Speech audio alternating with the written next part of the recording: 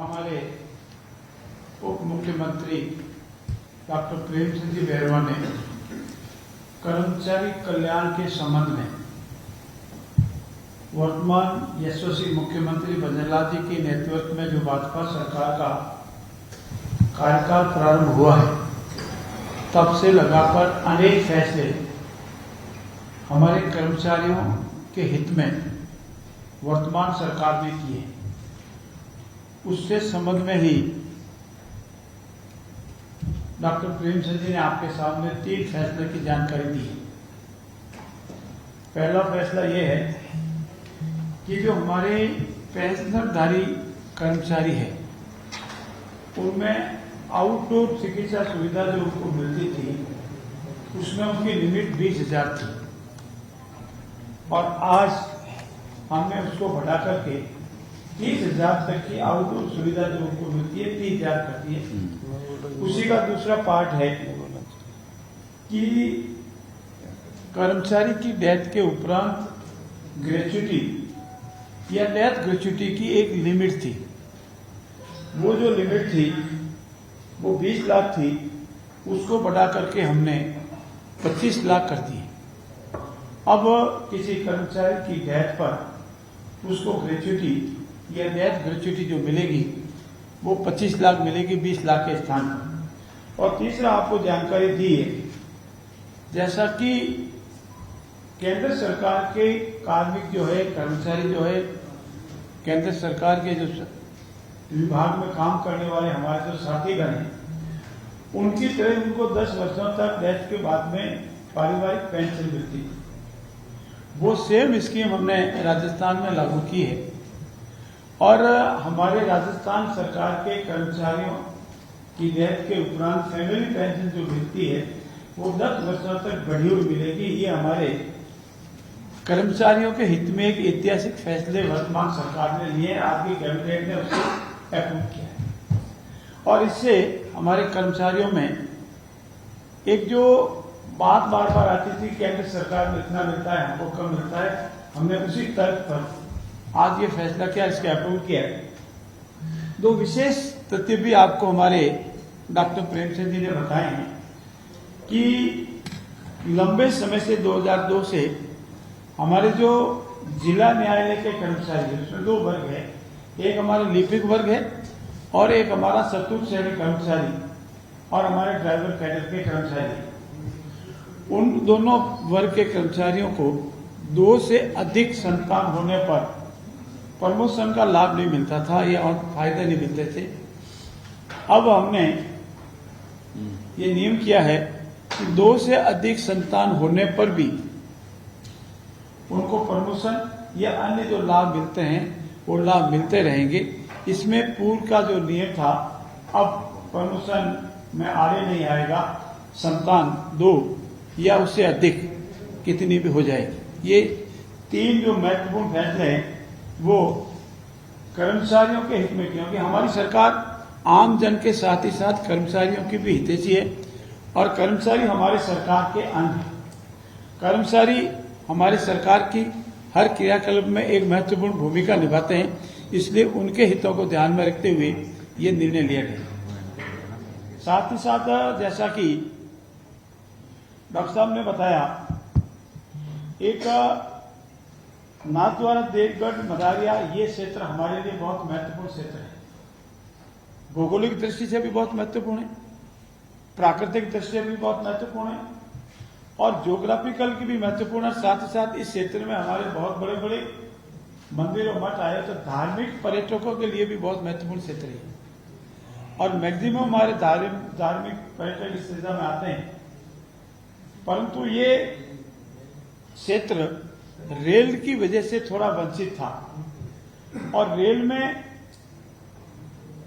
सुविधाएं मिले, परिवहन बढ़े, धार्मिक पर्यटन अधिक से अधिक आवे, माल परिवहन भी अधिक से अधिक हो, इसीलिए इस क्षेत्र में उद्योगों का भी बढ़ावा हो। इसीलिए रेल संबंध में जो हमारे रेलवे को जमीन आमान परिवर्तन के लिए जमीन की आवश्यकता थी और पूर्ववर्ती कांग्रेस सरकार ने जानबूझ करके इसको अटकाए रखा। आज हमने उनको करीब 42 हेक्टेयर से अधिक भूमि रेलवे को इस आमान परिवर्तन के लिए, रेल वर्दी के लिए, रेल की लाइनें बिछाने के लिए जो भी उनकी योजना है उसके अनुसार उनको आवंटित करने का निर्णय लिया है। और इससे रेलवे का नेटवर्क बढ़ेगा, आवागमन बढ़ेगा, रेल पटरियां लगेगी और धार्मिक स्थल बढ़ने के साथ ही साथ इस क्षेत्र में जो ग्रेनाइट है, जो एक्सपोर्ट के लिए सबसे महत्वपूर्ण क्षेत्र है हमारा नाथद्वारा इधर से, आप समझते हैं इसका वर्ल्ड वाइड इफेक्ट होता है और उससे हमारे उद्योगों को भी फायदा मिलेगा और पर्यटकों को भी फायदा मिलेगा और राजस्थान सरकार को भी फायदा मिलेगा और केंद्र सरकार का नेटवर्क बढ़ेगा। मित्रों, सौर ऊर्जा हमारे राजस्थान के लिए सबसे महत्वपूर्ण है। हम बार बार आपके सामने आते हैं तो बताते हैं कि हमारा लक्ष्य है कि सन 2025 तक हम हमारे काश्तकारों को दिन में बिजली उपलब्ध करावे कृषि के लिए। अभी हम दिन में बिजली पूर्ण तरह से काश्तकारों को उपलब्ध नहीं करा पा रहे हैं और कुछ व्यवधान हमारे घरेलू जो उपभोक्ता है उसमें कभी कभी हो जाता है। हमारा सबका एक लक्ष्य है कि हम सब मिलकर के बिजली का इतना अधिक उत्पादन करें कि हम बिजली उत्पादन में सरप्लस राज्य बन जावे, जितनी हमारी आवश्यकता है उससे अधिक बिजली उत्पादित करें, जहां इसका संग्रह होता है वहां संग्रह करें और आवश्यकता बढ़ जावे तो विक्रय भी करें। इसलिए विभिन्न बिजली कंपनियों को सौर ऊर्जा के लिए जमीन आवंटन के अनेक विषय थे, वो हमने आज निर्णय लिए हैं और अलग अलग 400 मेगावाट के, 1500 मेगावाट के बिजली उत्पादन की कंपनियों को हमने जमीन आवंटन के निर्णय लिए हैं। और कांग्रेस सरकार ने हमारी जो डिस्कॉम की तीनों कंपनियां हैं उसकी हालत पूर्ण रूप से पतली कर रखी थी और हमने विधानसभा में और अन्यत्र हमारे मंत्री जी ने, हमने आपको जानकारी भी दी कि करीब 90,000 करोड़ का घाटा पूर्ववर्ती कांग्रेस सरकार हमारे ऊपर डाल के गई थी, उसको भी हमको पूरा करना है। बिजली कंपनियों को आर्थिक हालत पुनः ठीक करनी है, लाभ की स्थिति में उनको लाना है। चाहे काश्तकार है, चाहे उद्योगपति है, चाहे घरेलू उपभोग करने वाला हमारा उपभोक्ता है, उन सबको भी बिजली के रूप में पूर्ण रूप से आत्मनिर्भर कर संतुष्ट करना है। घरेलू उपभोक्ता कभी 24 घंटे बिजली नहीं जावे, ये हमारा संकल्प है और हमारे कोशिश करेंगे, हम धीरे धीरे कई संकल्प को पूरा करेंगे। हमारे काश्तकार को दिन में खेती के लिए बिजली उपलब्ध हो कोशिश करेंगे। हमारे जो उद्योगपति है उनको पर्याप्त मात्रा में आवश्यकता अनुसार बिजली मिले और बिना इंटरप्ट किए हुए बिजली मिले, इस समय में प्रयास करेंगे। इसीलिए हमने आज सौर ऊर्जा कुसुम योजना जो है, पंप जैसी योजना, इसका दायरा बढ़ाया है और इसका एक फेज और लाए हैं। साथ ही साथ हमने सौर ऊर्जा के लिए करीब 3000 मेगावाट हम बिजली उत्पादन कैसे कर सकें, इसके लिए हमने कार्य प्रारंभ किया है। और पुगल तहसील में जो हमारा बरजू गांव है, वो 50 हेक्टेयर भूमि हम हमारे सब स्टेशन के स्थापित करने के लिए ट्रांसमिशन लाइन जैसा 765 का केवी का सब स्टेशन है, 400 केवी का स्टेशन है, 200 केवी की, इनकी जो ट्रांसमिशन लाइनें हैं वो लाइनें जावे, इसलिए हमने उसको अलॉटमेंट का निर्णय लिया है। इसके साथ ही साथ हमारा बिजली उत्पादन में लघु हो, सूक्ष्म हो, उद्योगों को कैसे मिले, इसके लिए भी हम स्थापना करने के साथ साथ शॉर्ट में आपसे निवेदन करूं, एसीपी रिन्यूएबल एनर्जी को हमने 400 मेगावाट का पावर प्लांट लगा रहा, उसके लिए हमने उसको 80 हेक्टेयर के लगभग अधिक जमीन सिर्फ तहसील के अलावा में अलॉटमेंट करने का निर्णय लिया है। एक्सेल जेएरपी पावर लिमिटेड इसको ये 400 मेगावाट का पावर प्लांट लगाने जा रही है, इसके लिए भी हमने 49 हेक्टेयर भूमि जैसलमेर की तहसील फतेहगढ़ में रावलीचक गांव में अलॉटमेंट करने का निर्णय लिया है। और उसके साथ ही इसको एक और 151 हेक्टेयर भूमि दो जगह इनको जमीन अलॉटमेंट करने का निर्णय लिया और दोनों मिला के एक ही कॉम्पैक्ट एरिया है। अडानी रिन्यूएबल एनर्जी होल्डिंग और लिमिटेड को ये 1500 मेगावाट का हमारा पावर प्लांट लगाएंगे और इसको हमने दो अलग अलग एक ही कॉम्पैक्ट एरिया में, एक जगह 1852 और दूसरी जगह 1445 हेक्टेयर भूमि आवंटित करने का निर्णय लिया है। इसी तरह जैसलमेर के रामगढ़ में 700 मेगावाट क्षमता के सोलर प्लाजा की जो हमारा जेएस रिन्यूएबल एनर्जी है उसको भी भूमि आवंटन का निर्णय लिया। जैसा मैंने गूगल की आपको जानकारी दी, ये इतने कंपनीज को हमने लैंड हमारे नियमों के अनुसार आवंटित करने का निर्णय लिया है, ताकि ये सारे 1500 के हो, 400 के हो, 750 हो, ये पावर प्रोजेक्ट लगेंगे, बिजली उत्पादन होगी, तो उससे हमारा राजस्थान धीरे धीरे बिजली उत्पादन में आत्मनिर्भर बनेगा। और साथ ही साथ आज की मंत्रिमंडल में हमने एमएसआई के मंत्रालय भारत सरकार द्वारा टेक्नोलॉजी सेंटर की स्थापना हेतु दहीमरी कला, आप जानते हैं दैमिकला अजमेर रोड पर है, उसको भी 12 हेक्टेयर भूमि निःशुल्क आवंटन करने का निर्णय लिया, ताकि ये हमारा जो एमएसएमई उद्योग है, एमएसएमई का था लघु क्षेत्र के जो हमारे उद्योग है, उनकी लघु उद्योग क्षेत्र में टेक्नोलॉजी की कितनी आवश्यकता है, काम को सीखना है, काम को नॉलेज अर्जित करना है, किस किस तरह का उद्योग आता है, उसे एक्सपोर्ट कैसे होता है, सारा नॉलेज सेंटर की तरह हमने यहाँ 12 हेक्टेयर भूमि इनको एमएसएमई को केंद्र सरकार को आवंटित की है और वहाँ अपना ये एक बहुत बड़ा टेक्नोलॉजी सेंटर स्थापित करेगी। और एमएसएमई वाले उद्योग भाइयों को, उद्योगपतियों को जैसे भी नॉलेज की, टेक्नोलॉजी नॉलेज की और नॉलेज की, फाइनेंस नॉलेज की जरूरत होगी वो उनको उपलब्ध होगी, ये भी हमने निर्णय लिया है। और एमएसएमई से जुड़ी उन्नत तकनीक का प्रशिक्षण भी इस सेंटर में मिलेगा। जो हमारे उद्योगपति हैं उनको कोई नया उद्योग लगाना है, प्रशिक्षण लेना है, फाइनेंस की जानकारी लेनी है, अनेक तरह की एनओसी जो होती है उसकी जानकारी लेनी है, तो वो सारे ट्रेनिंग भी यहाँ मिलेंगे। मित्रों, हम प्रयास कर रहे हैं राजस्थान बिजली उत्पादन में सर्वश्रेष्ठ और आत्मनिर्भर प्रदेश बने, इस लक्ष्य को लेकर हम चलें। हमारे कर्मचारियों का कल्याण हो, वो हमारे हर विभाग में अपनी पूरी सक्रियता निभावे, सरकार के साथ चले, ये भी हमारा लक्ष्य है। हमारे आमजन को सभी सुविधाएं मिले, इसका भी प्रयास करते हैं। इसीलिए हम धन्यवाद करते हैं हमारे यशस्वी मुख्यमंत्री जी का कि वो इस बिजली उत्पादन में कर्मचारियों के हितों में, आमजन के हित में रात और दिन लगे हुए हैं। आपके सहयोग की भी अपेक्षा है।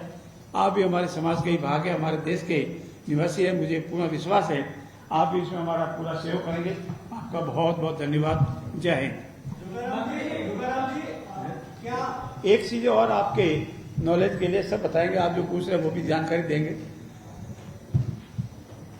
हम लोग कुछ पूर्व की सरकारों से अलग करने का विचार रखते हैं।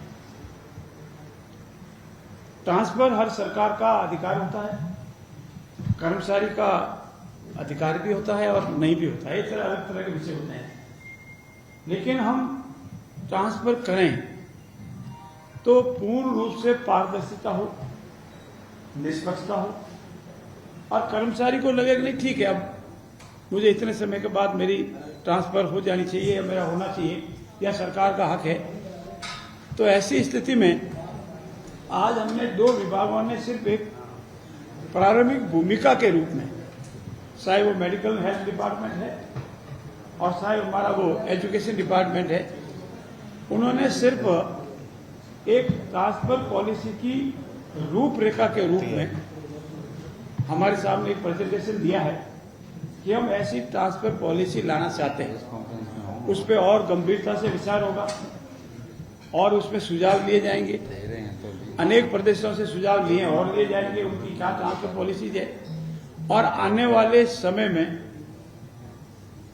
अनेक विषयों पर विचार करने के उपरांत अनेक तरह की परिस्थितियां और उनके गुण अवगुणों पर विचार करने के उपरांत ट्रांसफर पर और ट्रांसफर पॉलिसी पर लाने पर विचार किया जाएगा। पर आज प्रारंभिक तौर पर इसकी प्रेजेंटेशन हुआ है, उसको हमने देखा। धन्यवाद। क्या राजस्थान के अंदर पेंशन के लिए ओपीएस जारी रहेगी या यूपीएस लेकर आ सकती है? ये विषय शीघ्र ही आपके नॉलेज में लाया जाएगा। इस पर बहुत गंभीरता से विचार हो रहा है और ज्यों ही विचार फाइनल होगा आपको बता दिया जाएगा। इस विषय पर जितनी भी विचार हो रहा है वो ज्यों ही विचार अंतिम होगा आपके सामने लाया जाएगा। बातें करी है बातें करी है बात करते हैं, लेकिन सर फ्यूल चार्ज बढ़ गया, इसके ऊपर क्या कहेंगे?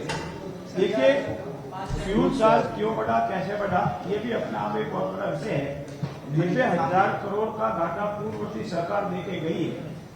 हमको डिस्कॉम, तीनों ही डिस्कॉम को चलाना है, बहुत जरूरी होता है वहीं लगाता है, बाकी जोगाराम अनावश्यक। जी आपकी सरकार अच्छा काम कर रही है, धन्यवाद, इसके लिए आपको धन्यवाद। पूरा सवाल तो सुनिए सर। मेरा सवाल ये है कि सर वैचारिक मुद्दों पर आप कैसे कैसे पीछे हट रहे हैं कि ब्रज कोष के अंदर जो संत ने आत्महत्या की थी, आपकी सरकार है, अधिकारी आपको बताते ही नहीं है, वहां पे एफआईआर लगा रहे हैं, जब पूरी सोशल मीडिया पे 2-3 चला जब जाकर सर ये। मैं आपकी बात का जवाब दूं। इन्वेस्टिगेशन एजेंसी जो होती है वो पुलिस की निर्भीक और निष्पक्ष होती है। एक कुछ सुन लीजिए, पूरा सुन लीजिए, फिर आप क्वेश्चन करें, मुझे पता है जवाब देना है। हो सकता है किसी पक्ष को वो पसंद आवे, किसी पक्ष को पसंद नहीं, हो सकता है वो निष्पक्ष और निर्भीक भी नहीं हो, हर परिस्थिति में होती है। जो विषय आपने बताया है इस पर विचार हो रहा है और उस स्तर पर विचार हो रहा है, उसका निर्णय होगा। विपक्ष ने आपने तो मुद्दा बनाया था सर उसको। हाँ बताओ। विपक्ष ने आप देना सर मुद्दा बनाया था उसको। नहीं, मंत्री जी, एक मैं पूछना चाह रहा था, आप पहले से 2027 में दोपहर में बिजली देंगे किसानों को, अब 25 लेकर आ गए, 25 में देंगे। और दूसरी बात है कि इसमें निजीकरण की तरफ ज्यादा जा रहा है। 100 अडानी को इतनी बड़ी जमीन दे दी जिससे किसी को दे दी। देखिए, अडानी ग्रुप पहले से ही कांग्रेस सरकार के कार्यकाल से काम कर रहा है। जमीन नहीं देंगे तो बिजली उत्पादन कहाँ करेंगे? ये सौर ऊर्जा की बिजली है, इसमें किसी को प्राइवेटेशन का विषय नहीं है। बिजली उत्पादन करानी है तो कोई न कोई प्रोजेक्ट तो आएगा ही। बिजली दी है, बड़े निर्णय तो अडानी के पक्ष में गया है। बड़े निर्णय नहीं है, जो भी ऐसे पहले भी मैंने पिछली कार्यक्रम में आपको बताया था कि इनको जमीनें दी है और आपको और जमीनें कंपनियों को भी दी है। मेरिट के आधार पर देते हैं, किसी का पक्ष और विपक्ष नहीं। चतुर्थ श्रेणी कर्मचारी और ड्राइवर जिनको पदोन्नति का लाभ मिल पाएगा इस निर्णय से। हाँ, नहीं पाएगा। किस तरीके से संख्या है? संख्या देखिए, संख्या निश्चित तौर पर भी नहीं बता सकते, लेकिन सिर्फ इस वजह से कि उनके 2 से अधिक संतान हैं, वो जो डिबार हो रहे हैं, वो रास्ता उनका खोल दिया। फाइनेंस मिनिस्टर ने कहा है, फाइनेंस मिनिस्टर ने एक स्टेटमेंट दिया है कि ये यूपीएस जो है वो स्टेट्स की मर्जी है, वो इसको लागू करें। मैंने आपसे अभी साथ ही मैंने आपसे निवेदन किया, गंभीरता से विचार हो रहे हैं, विचार के उपरांत जो भी निर्णय आएगा आपको बता दिया जाएगा। अडॉप्ट करने के लिए विचार हो रहा है या अडॉप्ट करने के लिए? कुछ बातें हो गई है, वो शीघ्र ही बताई जाएगी। सारे कर्मचारियों को फायदा मिलेगा क्या रोशनदान से? सारे कर्मचारियों को या केवल बोर्ड्स की मांग?